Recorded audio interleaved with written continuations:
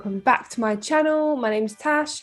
I'm a holistic health coach and breathwork facilitator, helping women to regain their periods back when they have HA.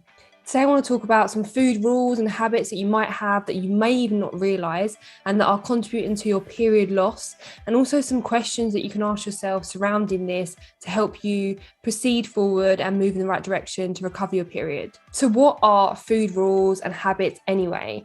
So these are usually some rigid, strict rules that we've got in place that we might not even realise about, and they're surrounding food. Usually these are like subconscious rules and habits that have been imposed on us through social media, diet culture, our family and friends, things like that. So it first of all might start off with you just wanting to be the better version of yourself, wanting to be healthier, faster, fitter, stronger.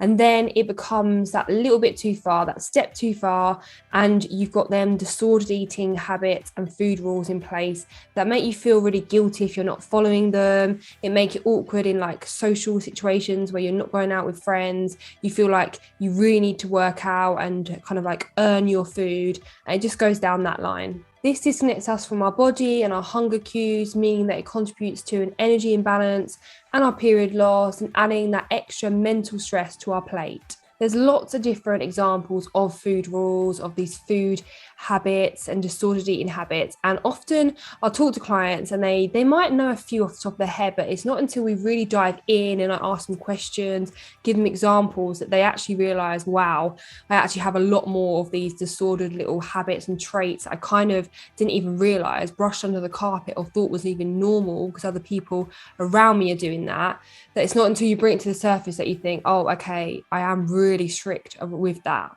So this can be things like you can't eat past a certain time, like 6 p.m, 7 p.m. You couldn't possibly eat after that, no matter if you're hungry or not.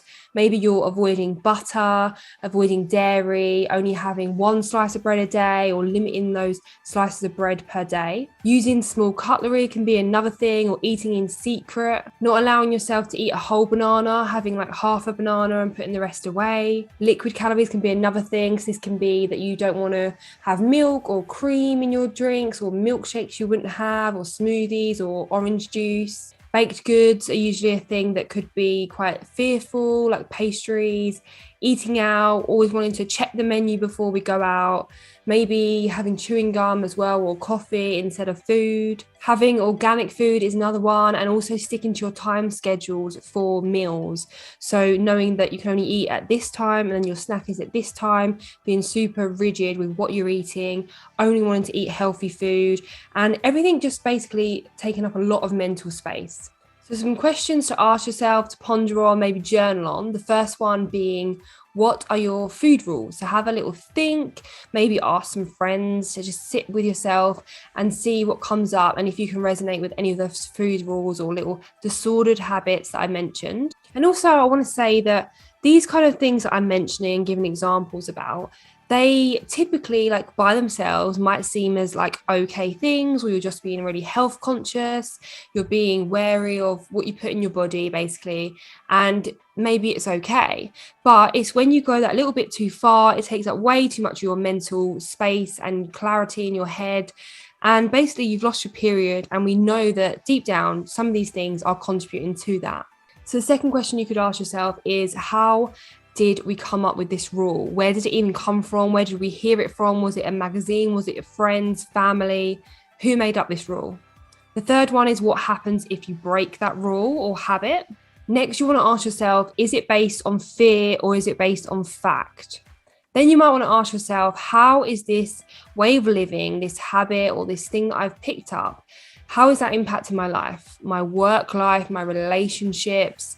Maybe your period, your health, your mind space. How is it actually impacting you on a day-to-day basis? So do others have to follow this rule as well? That can be something good to ask yourself. And can this rule be seen in a different way, or a different version, a different light by someone else? So some of these questions I've pulled from the book 8 Keys to Recovering from an Eating Disorder workbook, which is a very inspirational book. If you are needing some help and assistance, I definitely would recommend that.